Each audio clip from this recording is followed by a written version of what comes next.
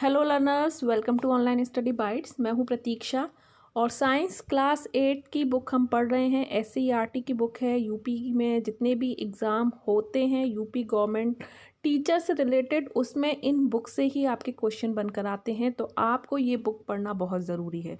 तो साइंस की बुक पर पहुंच चुके हैं। हिस्ट्री की भी बुक मैं अपलोड कर चुकी हूँ। क्लास 6, 7 साइंस की भी बुक अपलोड कर चुकी हूँ, तो आपको डिस्क्रिप्शन में लिंक मिल जाएगा, आप उनको ज़रूर देखें। तो आज का जो हमारा चैप्टर है वो है चैप्टर 5, सूक्ष्म जीवों का सामान्य परिचय एवं वर्गीकरण। मोस्ट इम्पॉर्टेंट चैप्टर है। काफ़ी सारी जानकारी आपको यहाँ से मिलेगी, बहुत सारी इम्पॉर्टेंट चीज़ें आपको यहाँ से पता चलेंगी। तो चलिए स्टार्ट करते हैं और देखते हैं वो इम्पॉर्टेंट क्वेश्चंस, इम्पॉर्टेंट पॉइंट्स जो आपके एग्जाम में पूछे जा सकते हैं। सूक्ष्म जीव किसे कहते हैं, जैसा कि इस चैप्टर में बताया हुआ है, उसका सामान्य छोटा सा परिचय दिया है। तो हम कह सकते हैं कि कुछ ऐसे जीव होते हैं जिन्हें हम अपनी आँखों से नहीं देख पाते। मतलब ये जीव आकार में बहुत छोटे होते हैं, ठीक है, हम उन्हें देख नहीं पाते हैं। देखना हो तो हम किसकी मदद लेते हैं, हम सूक्ष्मदर्शी की मदद लेते हैं, यानी कि सूक्ष्मदर्शी की सहायता से हम इनको देख पाते हैं। तो ऐसे जीव क्या है, बहुत ज़्यादा सूक्ष्म होने की वजह से सूक्ष्म जीव कहलाए जाते हैं। आपने देखा होगा कि वर्षा ऋतु में जब नम ब्रेड या रोटी सड़ने लगती है तब इसकी सतह पर काले सफ़ेद धब्बे दिखाई देने लगते हैं।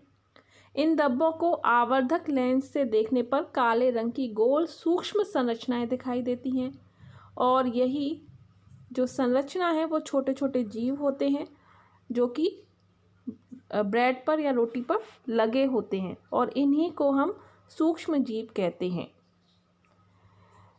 तो यहाँ पर पढ़ेंगे सूक्ष्म जीवों के बारे में। जो सूक्ष्म जीव हैं उनको हम 5 भागों में बांटते हैं।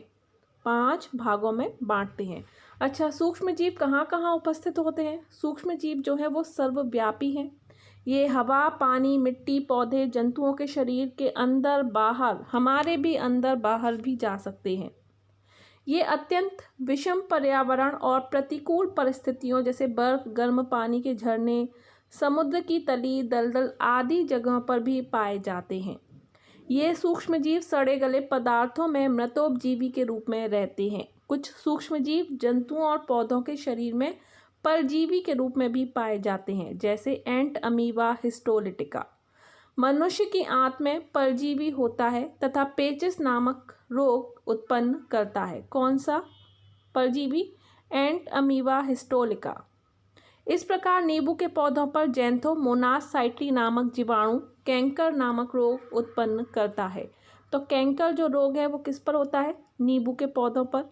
किसकी वजह से होता है? जैंथोमोनास साइट्री नामक जीवाणु की वजह से। क्लियर? अब ये जो सूक्ष्म जीव हैं इनको हम 5 भागों में बांटते हैं। तो कहीं पर जीवाणु नाम आ रहा है, कहीं पर विषाणु नाम आता है। तो ये जो 5 भाग हैं कौन कौन से हैं? जिसमें पहला है जीवाणु, दूसरा है विषाणु, तीसरा है प्रोटोजोआ, चौथा है कवक और 5वां है शैवाल। लर्नर्स, अगर आप आने वाले सीटेट और यूपी टेट की तैयारी करना चाहते हैं तो अनअकैडमी आप लोगों के लिए कोर्स लाता रहता है। इसी के साथ एक नया कोर्स आप लोगों के लिए बनाया गया है जो कि है फाउंडेशन बैच कोर्स। ये कंप्लीट बैच कोर्स है सीटेट पेपर 2 वाले अभ्यर्थियों के लिए जो सीटेट पेपर 2 में अप्लाई करने जाएंगे। अब आपको डेट दे दी गई है। नेक्स्ट सीटेट का जो पेपर है वो जुलाई में होगा और उससे पहले पहले आपकी प्रिपरेशन करवा दी जाएगी। पेपर 2 है तो science, English, CDP, maths, social studies, Hindi, Sanskrit सभी सब्जेक्ट पर फोकस किया जाएगा। तो आप अपने सब्जेक्ट, अपने साइड के अकॉर्डिंग अपने सब्जेक्ट की तैयारी कर सकते हैं, अपने पेपर की तैयारी कर सकते हैं। इसी के अलावा यूपी टेट भी देना चाहते हैं और देने जा रहे हैं तो यूपी टेट का पेपर आप लोगों को पता है थोड़ा टफ आता है। सी टेट के मुकाबले काफ़ी सारी चीज़ें होती हैं यूपी टेट के पेपर में, बहुत कंफ्यूजिंग होता है, बहुत सारे बुक से ये पेपर बनाया जाता है, तो इनको भी आप पढ़ सकते हैं। और ये पूरा कोर्स है, कॉम्प्रीहेंसिव बैच कोर्स है यूपी टेट 2021 का, जो कि 6 फेब से स्टार्ट हो रहा है और 15 अप्रैल तक ये चलेगा, जिसमें आप पेपर 1 और पेपर 2 दोनों ही सब्जेक्ट्स की तैयारी इस कोर्स के तहत कर पाएंगे। इसके अलावा एम सीटेट जुलाई 2021 का एक कंप्लीट 6 मंथ बैच कोर्स भी स्टार्ट हो रहा है, जो कि 8 फेब से हो रहा है और ये 3 जुलाई 2021 तक चलेगा। इसमें science, math, English, EVS, CDP, Sanskrit, social studies, Hindi यानी कि पेपर 1 और पेपर 2 के सभी सब्जेक्ट्स को शामिल किया गया है। अगर आप इन कोर्स को ज्वाइन करते हैं तो आपको बहुत सारे फ़ायदे मिलने वाले हैं जो प्लस फीचर्स में मिलते हैं। आप घर बैठे पढ़ सकते हो, आपको सभी कोर्सेज़ का अनलिमिटेड एक्सेस मिलेगा, आपको बार बार पे करने की ज़रूरत नहीं है। प्रैक्टिस टेस्ट है, बैच कोर्सेज़ हैं, लाइव टेस्ट सीरीज़ हैं, स्टडी मटेरियल आपको पूरा दिया जाएगा। ऑल बैचेस 1 सब्सक्रिप्शन है, आपको हर एक बैच के लिए बार बार सब्सक्राइब नहीं करना है, सिर्फ टेट के लिए सब्सक्राइब करना है और उस सब्सक्रिप्शन के अंतर्गत जितने भी कोर्स आएंगे आप उन सभी को पढ़ सकते हो।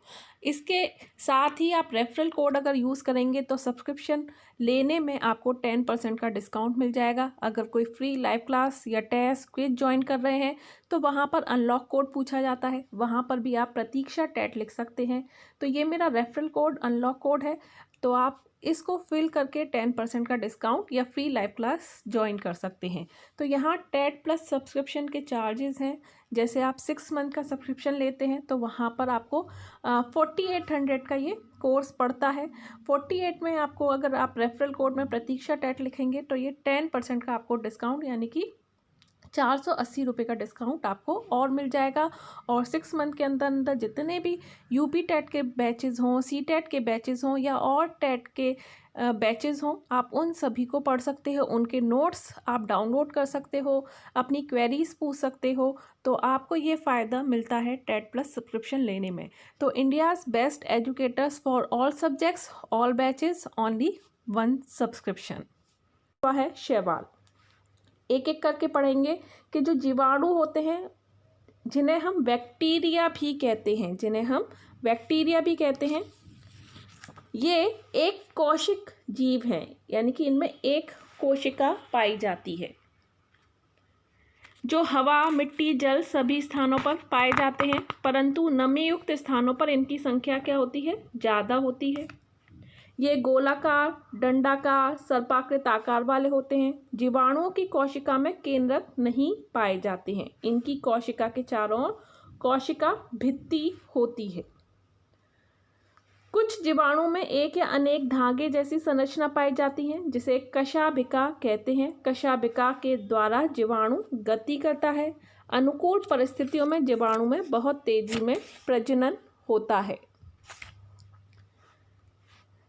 साइनोबैक्टीरिया नील हरित शैवाल को पहले शैवाल के समूह में रखा जाता था, परंतु अब इन्हें जीवाणुओं के साथ मोनेरा समूह में रखा जाता है। इनका रंग नीला हरा होता है। ये प्रकाश संश्लेषण द्वारा अपना भोजन स्वयं बनाते हैं। दूसरे शब्दों में ये क्या है? स्वपोषी है। स्वपोषी उनको कहा जाता है जो अपना भोजन स्वयं बनाते हैं, जैसे हमारे पेड़ पौधे। इनकी कोशिका के चारों ओर श्लेष्मा का आवरण होता है। अनेक साइनोबैक्टीरिया में हेटेरोस्टिक्स नामक विशेष कोशिकाएं पाई जाती हैं। साइनोबैक्टीरिया नाइट्रोजन का स्थिरीकरण करते हैं और हमारे लिए बहुत उपयोगी हैं।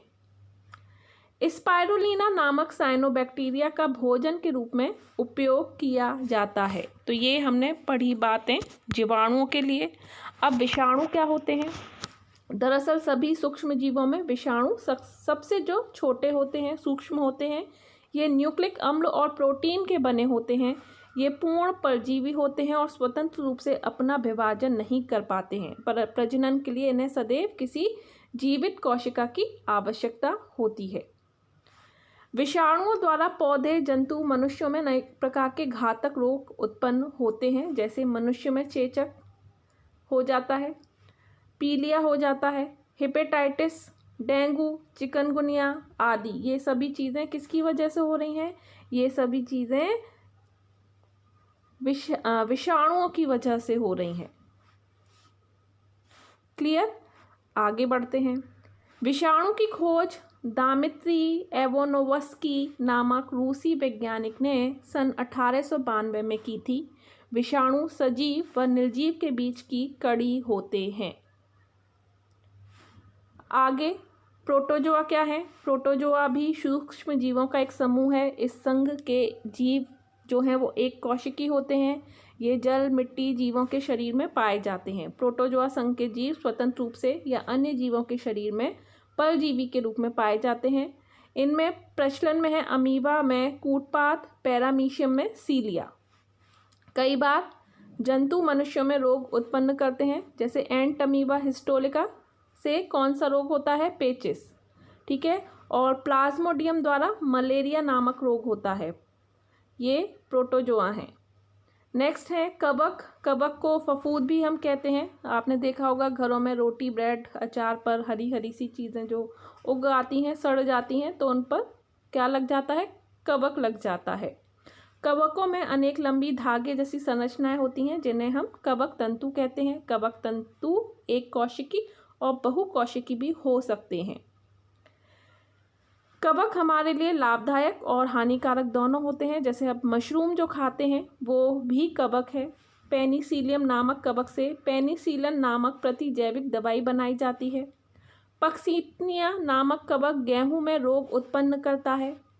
मनुष्य में कवक द्वारा उत्पन्न होने वाला रोग मुख्यतः दाद है। कई बार सिर में होने वाले दाद से व्यक्ति गंजा भी हो जाता है, तो ये याद रखिए। तो पक्सीनिया नामक कवक गेहूं में रोग उत्पन्न करता है, ये ध्यान रख सकते हैं आप। और सन 1929 में अलेक्जेंडर फ्लेमिंग जीवाणु रोगों से बचाव हेतु एक संवर्धन पर प्रयोग कर रहे थे। अचानक उन्होंने संवर्धन तश्तरी पर हरे रंग की फफूंद के छोटे बीजाणु देखे। उन्होंने पाया कि ये फफूंद जीवाणुओं की वृद्धि को रोकते हैं और इस प्रकार बहुत सारे जीवाणु पेनिसिलियम नामक इस कवक द्वारा मारे गए हैं। इस प्रकार फफूंद से पेनिसिलिन नामक औषधि का निर्माण हुआ। शैवाल क्या है? शैवाल को सामान्य भाषा में काई, देखा होगा पानी पर हरे हरे रंग की काई जो होती है वो जमी हुई आपने देखी होगी, तो वो शैवाल ही होते हैं। ये सामान्यतः जल में पाए जाते हैं। कुछ शैवाल जैसे क्लोरेला, क्लेमाइडोमोनास और डायटम्स एक कोशिक होते हैं, परंतु जो अधिकांश शैवाल हैं वो बहुकोशिक होते हैं। इनका शरीर जो है सुकाय कहलाता है। इनमें जड़, तना, पत्ती का अभाव होता है। जीवाणुओं की तुलना में इनमें निश्चित केंद्रक पाए जाते हैं।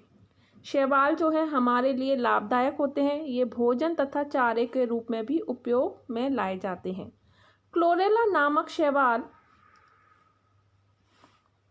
से क्लोरेलिन नामक प्रतिजैविक यानी कि एंटीबायोटिक दवा बनाई जाती है। सीफिलोरोस वायरिसेंस नामक हरा शैवाल चाय की फसलों पर रोग उत्पन्न करता है। तो ये रोग जो हैं ये आपके एग्ज़ाम में आ जाते हैं। पेपर 2 अगर आप दे रहे हैं तो वहाँ पर अक्सर एग्रीकल्चर से रिलेटेड क्वेश्चन ज़रूर आता है, 1 या 2 क्वेश्चन, तो वहाँ पर इस तरह के क्वेश्चन आपसे पूछ लिए जाएंगे। नदियों तथा समुद्र में पाए जाने वाले डायटम्स का उपयोग टूथपेस्ट, ताप रोधी ईंट तथा वर्निश एवं पेंट बनाने में होता है। उपयोगी सूक्ष्मजीव और उनके प्रभाव यहाँ पर हम पढ़ेंगे। तो दूध से दही बनाने में लैक्टोबैसिलस नामक जीवाणु जो है वो सहायक है। पनीर, सिरका, ब्रेड और खमीर आदि बनाने में यीस्ट नामक फफूंद का विशेष योगदान है। इसके अतिरिक्त सूक्ष्म जीवों का हमारे जीवन में उपयोग निम्नलिखित है। प्रतिजैविक दवाएं जो एंटीबायोटिक होती हैं वो भी कुछ सूक्ष्म जीवों से बनाई जाती हैं। जैसे पेनिसिलिन जो दवा है वो फफूंद से बनती है। स्ट्रेप्टोमाइसिन जो है वो जीवाणु से, और क्लोरेलिन जो है वो शैवालों से बनाई जाती हैं। तो टीबी, हैजा, टाइफाइड के रोगों की जो दवाएं हैं एंटीबायोटिक जो हैं वो सूक्ष्म जीवों से ही बनाई जाती हैं। नाइट्रोजन स्थिरीकरण, आपने खेत में लगे चने, मटर, अरहर के पौधों की जड़ सहित जो है उखड़ता हुआ देखा होगा। तो आपने देखा होगा कि पौधे की जड़ जो है उसमें कुछ गांठें पाई जाती हैं। ठीक है, कभी कभी पौधों की जो जड़ें हैं उनमें गांठें इस तरह की पाई जाती हैं। इन गांठों में राइजोबियम नामक जीवाणु पाए जाते हैं। कौन से? राइजोबियम। ये जीवाणु वायुमंडल की मुक्त नाइट्रोजन को नाइट्रेट व नाइट्राइट में बदल देते हैं। अर्थात नाइट्रोजन का स्थिरीकरण करते हैं। इससे भूमि की जो उर्वरता है वो बढ़ जाती है। इसके अतिरिक्त कुछ जीवाणु जैसे एजोटोबैक्टर स्वतंत्र रूप से मिट्टी में रहते हैं और नाइट्रोजन स्थिरीकरण की क्रिया करते रहते हैं। यानी कि कुछ जीवाणु फायदेमंद भी हैं, क्योंकि मिट्टी को नाइट्रोजन चाहिए और नाइट्रोजन अगर मिट्टी में होगा तो हमारे पौधे, हमारी जो फसल है वो अच्छी ग्रोथ करेगी। इसी प्रकार साइनोबैक्टीरिया जैसे नॉन स्टॉक, एनाबीना, साइटोनीमा, ऑसिलेटोरिया का उपयोग धान के खेतों में जैव उर्वरक के रूप में किया जाता है।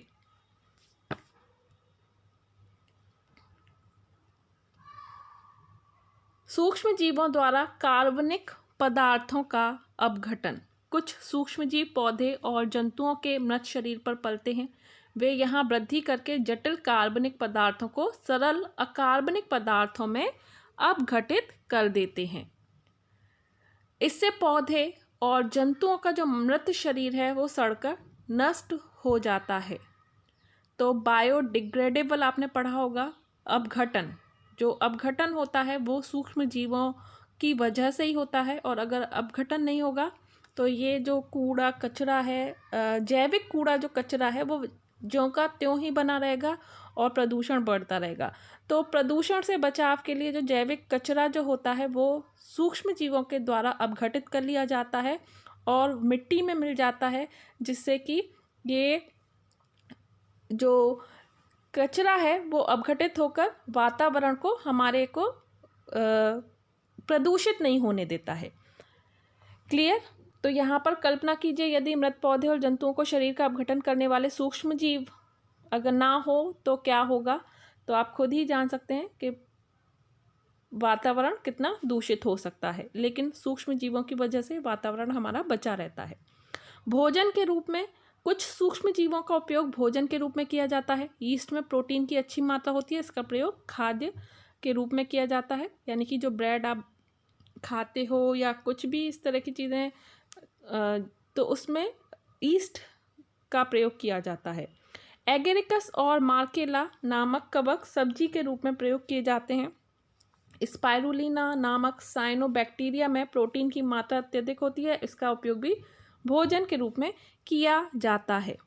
उद्योग धंधों में भी इसका प्रयोग होता है। सूक्ष्म जीवों के अनेक प्रकार के उत्पादों को तैयार करने में किया जाता है, जैसे ईस्ट का उपयोग डबल रोटी बनाने में, जीवाणु का उपयोग दुग्ध उद्योग में, सिरका उद्योग, तंबाकू उद्योग, चाय उद्योग तथा चमड़े के उद्योग में भी इनका किया जाता है।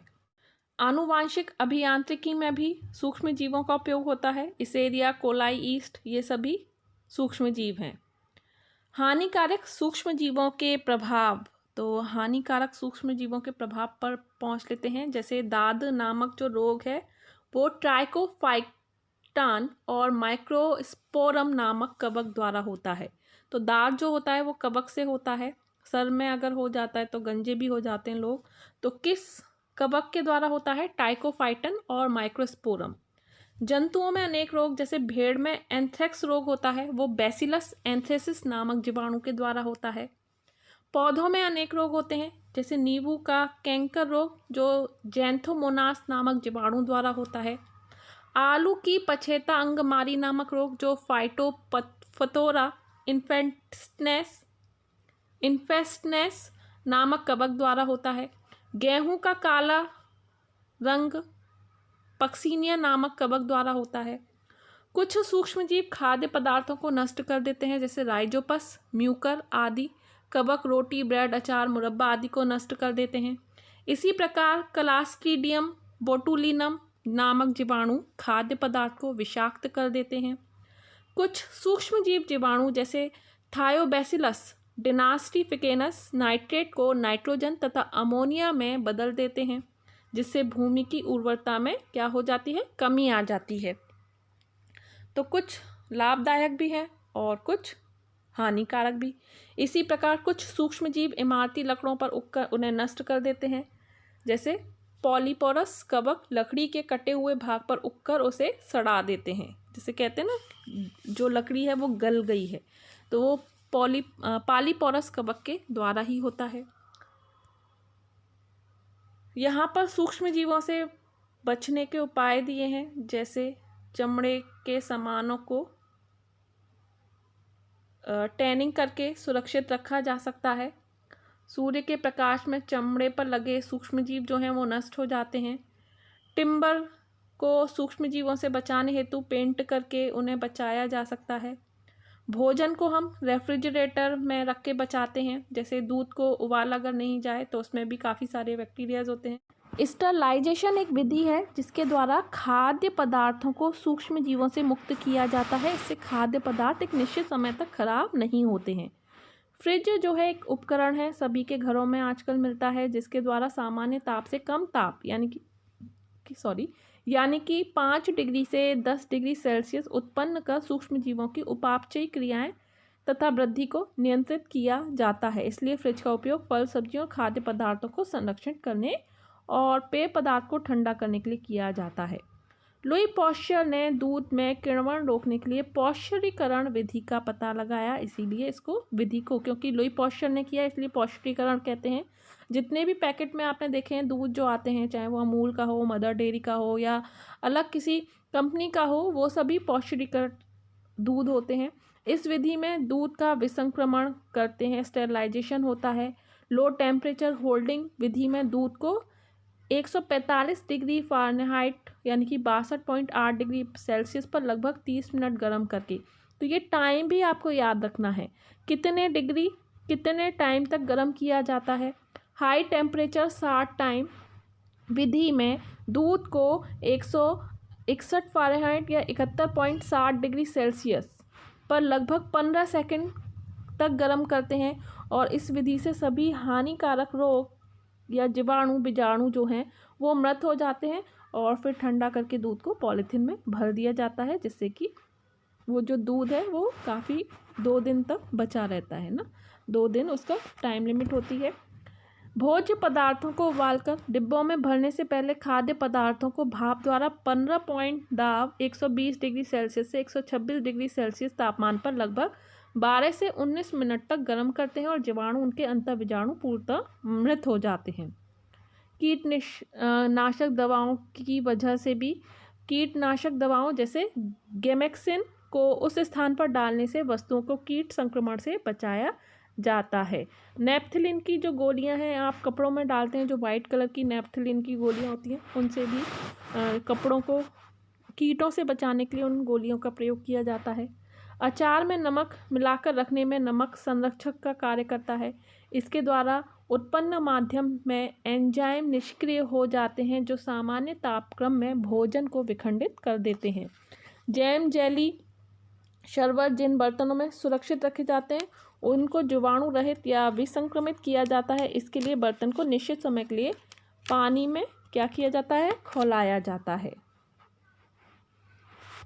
देन इसके बाद इन सामग्रियों में सोडियम मेटाबाइसल्फाइड, सोडियम बेंजोएट निश्चित मात्रा में मिलाए जाते हैं। सॉस चटनी में एसिटिक अम्ल परिरक्षक का कार्य करता है। दूषित जल व भोजन हमारे लिए हानिकारक है, इसलिए स्वच्छ जल या ताज़ा भोजन या उचित ढंग से संग्रहित किए गए भोजन का ही प्रयोग करना चाहिए। तो सूक्ष्म जीवों से होने वाली बीमारियां यहाँ पर दी हुई हैं। तो इसमें हम सबसे पहले संक्रमण जो रोग है वो क्या होता है ये पढ़ेंगे। सूक्ष्म जीवों द्वारा होने वाला ऐसा रोग जो एक संक्रमित व्यक्ति से स्वस्थ व्यक्ति में वायु, जल, भोजन अथवा संपर्क द्वारा फैल जाता है, उसे हम संक्रमणीय रोग कहते हैं। उदाहरण के लिए सामान्य सर्दी, जुखाम, क्षय रोग आदि। कुछ यहाँ पर रोग दिए हैं और उनके से बचने के उपाय भी दिए हैं जिनको हम पढ़ने वाले हैं, मोस्ट इम्पॉर्टेंट है, और किसके द्वारा वो हो रहा है ये भी हम पढ़ेंगे। जैसे क्षय रोग जो है वो जीवाणुओं के द्वारा होता है। रोगी व्यक्ति को पूरी तरह से अन्य व्यक्तियों से अलग रखना चाहिए, तो यहाँ बचाव है, इतना नहीं है, ध्यान इतना देना। ये संचरण का तरीका यानी कि वायु के माध्यम से ही फैल जाते हैं। खसरा जो है ये विषाणु से होता है, तो सूक्ष्म जीव आपको याद रखने हैं कि किसके द्वारा हो रहा है। तो अक्सर क्वेश्चन आ जाता है कि इनमें से कौन सा विषाणु जनित रोग है, कौन सा जीवाणु जनित रोग है या नहीं है, इस तरह से क्वेश्चन पूछ लिया जाएगा। चिकन पॉक्स है, विषाणु के से होते हैं, ये सीधे संपर्क में आने से हो जाते हैं। पोलियो भी विषाणु से होते हैं, ये वायु जल के द्वारा हो जाते हैं। हैजा जो है जल से, गंदा जल, भोजन से होते हैं, ये जीवाणु से होते हैं। टाइफाइड जो है वो जीवाणु से होते हैं। हेपेटाइटिस विषाणु से होते हैं। मलेरिया जो है वो प्रोटोजोआ से होता है, ठीक है, मच्छर द्वारा फैलता है। डेंगू जो है विषाणु से होता है, मच्छर द्वारा। चिकनगुनिया भी विषाणु से होता है जो कि मच्छर द्वारा फैलता है। ये आप देखोगे जापानी मस्तिष्क विषाणु, एक्यूट जीवाणु। सिंड्रोम जो है वो कवक परजीवी से हो सकता है। डेंगू विषाणु द्वारा होने वाला रोग है, मोस्ट इम्पॉर्टेंट। डेंगू रोग के विषाणु डेंगू रोग से पीड़ित व्यक्ति से स्वस्थ मनुष्य में टाइगर मच्छर aedes aegypti, most important point, के काटने से पहुंचते हैं। टाइगर मच्छर वाहक वेक्टर का कार्य करता है और यह मच्छर दिन में काटता है। डेंगू रोग से पीड़ित व्यक्ति में तीव्र ज्वर, सर दर्द, आँखों में के पीछे दर्द, काफ़ी सारी चीज़ें यहाँ दी हुई हैं। रक्तस्राव भी होता है, प्लेटलेट्स कम हो जाते हैं। डेंगू से पीड़ित व्यक्ति को आराम करना चाहिए। चिकनगुनिया की बात करें तो चिकनगुनिया भी एडिस एजिप्टी, जिससे डेंगू होता है ना, उसी से होता है, के काटने से जो विषाणु द्वारा होने वाला एक रोग है। यह रोग से स्वस्थ व्यक्ति को टाइगर मच्छर के काटने से फैलता है। फिर है मलेरिया जो है, मलेरिया प्लाज्मोडियम नामक प्रोटोजोआ द्वारा, मोस्ट इम्पॉर्टेंट पॉइंट, रोग है, ये प्रोटोजोआ के द्वारा होता है। इस रोग का वाहक मादा एनाफिलीज मच्छर है। जब एनाफिलीज मच्छर मलेरिया से पीड़ित व्यक्ति को काटती है तो रोगी व्यक्ति के रक्त के साथ प्लाज्मोडियम भी मच्छर के शरीर में आ जाता है। जब यह मच्छर किसी स्वस्थ व्यक्ति को काटती है तो प्लाज्मोडियम को स्वस्थ मनुष्य के शरीर में पहुंचा देती है। अब पौधों के कुछ रोग हैं, उनको हम देख लेते हैं। जैसे गेहूं की गिरुई, तो ये कवक द्वारा होता है। गेहूं का कंडुआ रोग, ये भी कवक द्वारा है। नींबू का कैंकर रोग, ये जीवाणु द्वारा है। रिंग आउट, आलू में वलय विलगन, रिंग रॉट ऑफ पटेटो, तो ये थोड़ा सा हाँ, तो ये जो है वो जीवाणु द्वारा होता है, रिंग रॉट ऑफ पटेटो, ये आलू में होने वाला रोग है। तंबाकू का मोज़ेक रोग, ये विषाणु द्वारा होता है। लीफ कर्ल ऑफ कुकरबिट, यानी कि एक लौकी का रोग है ये, लीफ कर्ल ऑफ कुकरबिट, ये भी विषाणु के द्वारा होने वाला रोग है। नेक्स्ट, तो गेहूं का में यहाँ पर 2-3 रोग होते हैं, वो कवक के द्वारा हो रहे हैं। आगे बढ़ते हैं इस चैप्टर में। संक्रमण के तरीके, तो संक्रमण एक जगह से दूसरी जगह पहुंच जाता है, एक बीमार व्यक्ति से दूसरे स्वस्थ व्यक्ति तक पहुंचता है। तो किस किस वजह से ये संक्रमण फैलता है, तो वायु के द्वारा फैल सकता है। जैसे जुखाम, एक व्यक्ति में जुखाम है तो जुखाम अगर जो रोगी है वो उससे लाखों विषाणु हवा में फैल जाते हैं और दूसरे व्यक्ति के शरीर में पहुंच जाते हैं। दूषित जल द्वारा, तो हैजा से ग्रसित रोगी के अपशिष्ट पेयजल में मिल जाते हैं और यदि कोई स्वस्थ व्यक्ति जाने अनजाने में दूषित जल को पीता है तो वह व्यक्ति भी रोगग्रस्त हो जाता है। मिट्टी के द्वारा, प्रोटोजोआ की कई जातियाँ जो मिट्टी में पाई जाती हैं वहाँ उगने वाली सब्जियों के साथ मनुष्य तक पहुँच जाती हैं। संक्रमित व्यक्ति के द्वारा, तो ये आपको पता ही होगा कि कैसे, जैसे कि अभी हमने मलेरिया की बात करी। रोगों से बचाव के लिए यहाँ पर कुछ उपाय दिए हुए हैं, तो आप इनको पढ़ सकते हैं। इसके बाद हम आगे पढ़ने वाले हैं टीकाकरण के बारे में। तो राष्ट्रीय टीकाकरण समय सारणी तालिका यहाँ दी हुई है, जिसके बारे में हम थोड़ा ध्यान से पढ़ेंगे। जन्म के समय कौन सा टीका लगाया जाता है, तो BCG लगाया जाता है, OPV, हेमबी। तो BCG आपने देखा होगा, सभी के बाएं हाथ पे एक निशान होता है जो जन्म के समय टीका लगने का ही निशान होता है।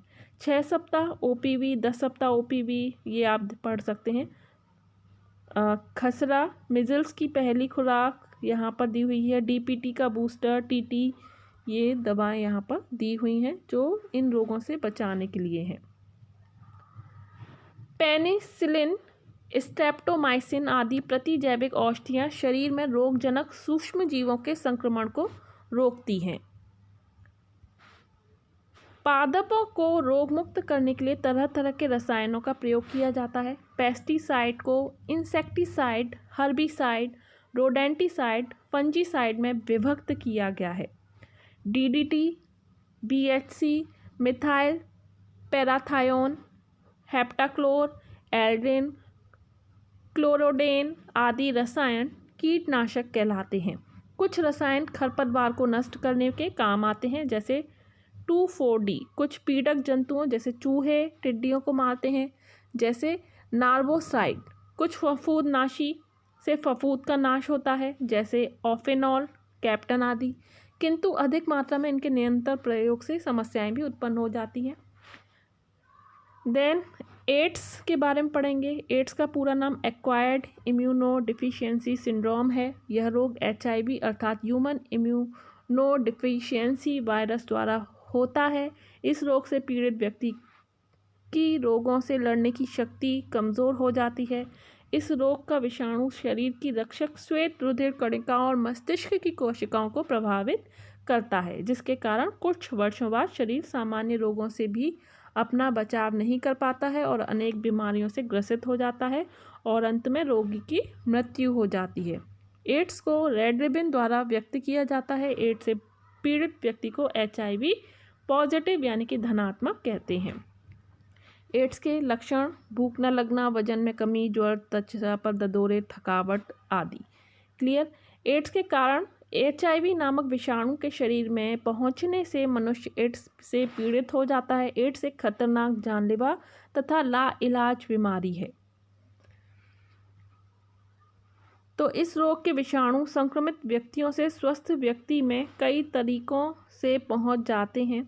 इनमें से मुख्य रूप से असुरक्षित यौन संबंध, रक्त आदान से संक्रमित व्यक्ति के रुधिर को स्वस्थ व्यक्ति में चढ़ा देना, या संक्रमित व्यक्ति द्वारा उपयोग किया गया रेजर, ब्लेड या इंजेक्शन के उपयोग से भी यह रोग फैल जाता है।